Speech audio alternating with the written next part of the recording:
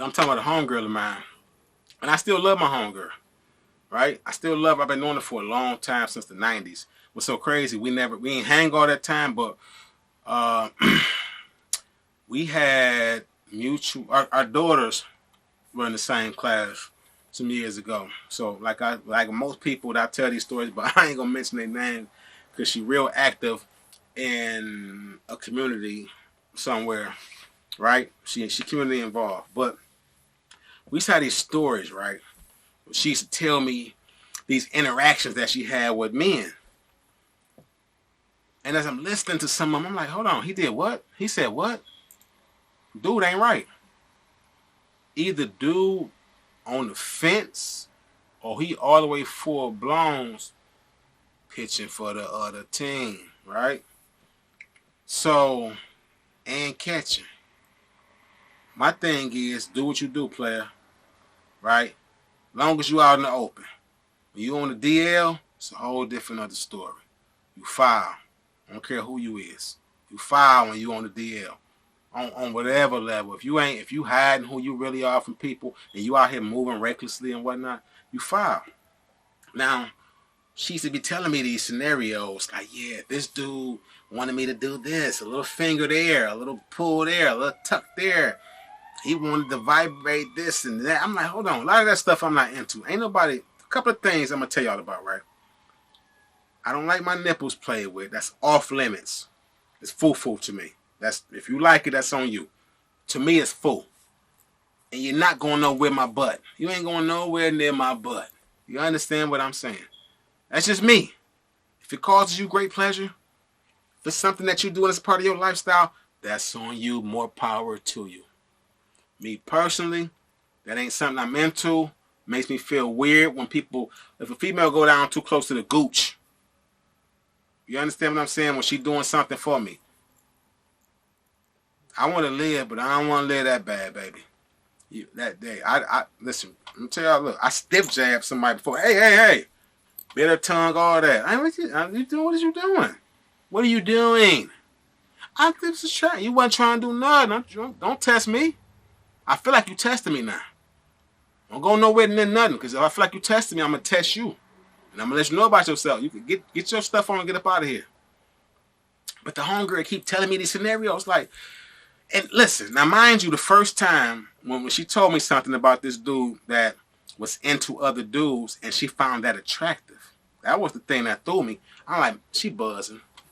You know, we riding, blowing one, sipping some, what was my thing back then? Them platinum, Bud Light Platinums, right? And I really messed with them because Steve Stout, I heard, came up with the marketing plan for Bud Light Lime and Platinum, right?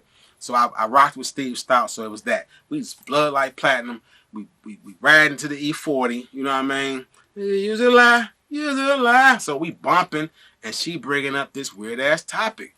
So I'm like, maybe it's something on her chest. Maybe she just found what I want her dudes on tip, so she want to talk about it. No, she liked this type of stuff. So now, as I'm saying, I'm looking at her like I'm riding. I'm like, man, no, that's fool. That's this. Come on, you never know until I know. I don't gotta test nothing out to know what I will and won't do. It ain't even about whether I like it or not. Let's just say it brings me great pleasure, and I love it. That ain't the point. To me, it ain't something I'm supposed to be doing as a man. I know my role. I chose my role. How I grew up and how I've always felt my whole life, I know my role. And it's to be around women who want to be around men who want to be around women. So, alternative lifestyles, hey, I don't judge nobody. It ain't for me, though. So I'm explaining this to her. She tried to counteract by saying, Ken, it's the ones like you. Feel me? Stocky, cocky, alpha males. A lot of y'all been to the joint. She didn't. It was either her or another one. It was like, if you did more than a year in prison, you're gay. I'm like, what the fuck? A year walk in the park. I know dudes do 2-3 years in the county. A year in the joint. If you don't shut up and go talk to your daddy and get a hug from that lane, because you obviously got daddy issues when you out here testing men's temperature. So the homegirl was always talking about fingering and this, and this dude liked that, and he liked to throw on these type of underwear, women's panties. And come on, man. Come on, man. If that's what you do, cool. But this is a dude who putting on the front to the world like he ain't, that he's straight hetero. That's what he filed at. And that's what I'm looking at like, not to mention like the fact that you seem like you shooting shots, homegirl, trying to tell me that it's really you. It's maybe you low key like it. Because it's really the dudes that be like you. And I'm like, let me explain. You never, I know, let me explain something. Then she was going to like, maybe it's some of your homeboys. The one dude, he be looking like, look, man, I be around these dudes. I ain't never seen no fool. I don't have no dudes around me. I got a good radar for that type of stuff. Being that I've been around it off and on like damn my whole life. I grew up at Cass Park. Cass Park used to be filled with gay dudes and stuff. And we used to be going downtown, little dudes riding our bikes, sneaking away from the house. We only got an hour before they find out we gone. So we flying downtown to Otto's to get popcorn, flaming embers to grab some of that codfish that used to be slapping. Little, but bank rolled up. I told you I used to pitch gas and pump quarters, so I always had some money. Come on, I'll pay for it. Let's go. We out, right? Now, I'm used to that. I'm used to seeing dudes. I mean, I'm not used to it, but it doesn't bother me. You understand what I'm saying? I don't put too much thought into it because it's not my business. But when you start trying to accuse the people that I hang with and insinuate that it's something I might be into, if I tried it, you crossing the line, homegirl. You crossing the line. Now, I ain't cuss you out. I ain't go that way with you because I got love for you, but I had to express to her, and it's the only person I ain't never had no other homegirl or female friend ever even suggest that she been around these type of individuals as to where to think that that's okay for dudes to be on the low and then be messing with women. I almost stabbed a dude in prison behind some stuff like that.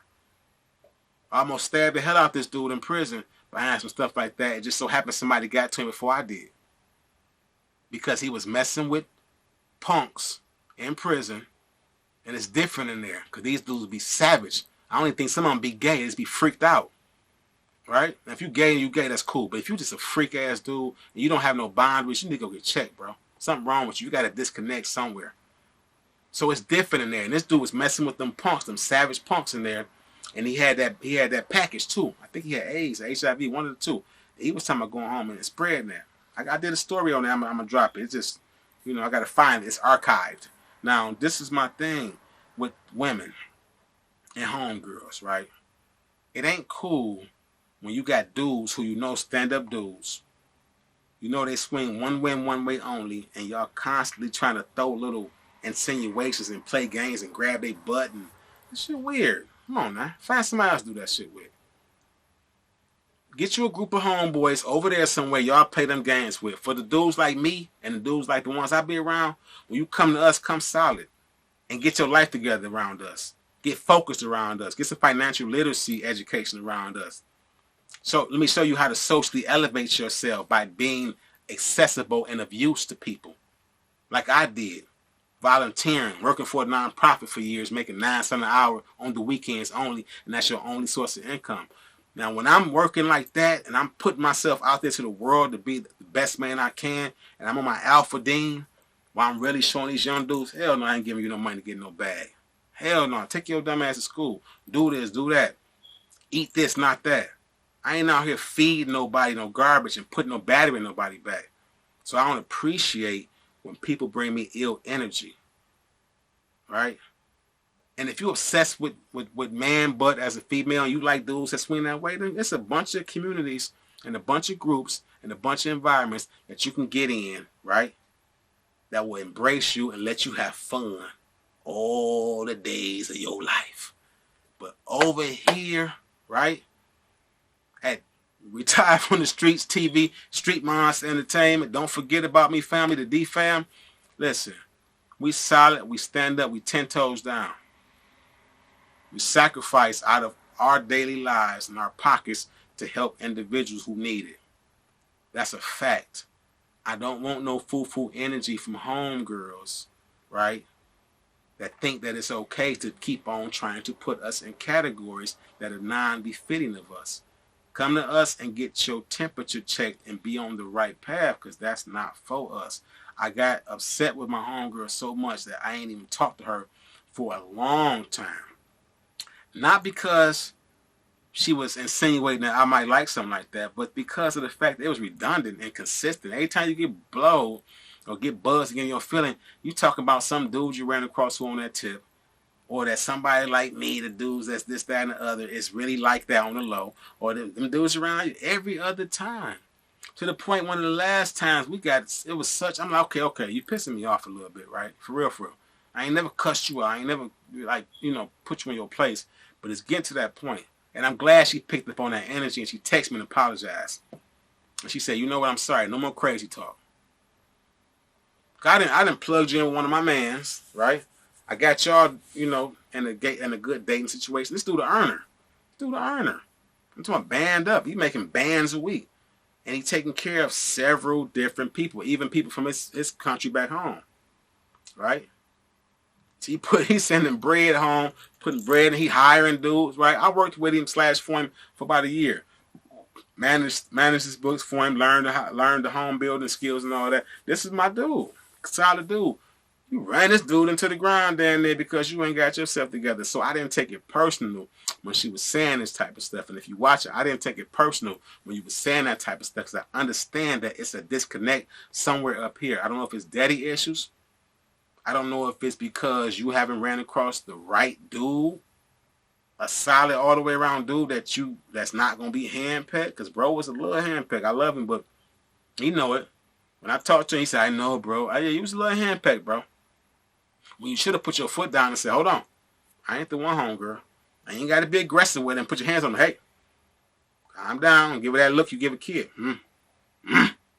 Right? That's my whole point. Women, when you got men around y'all who in solid positions, take care of them, right?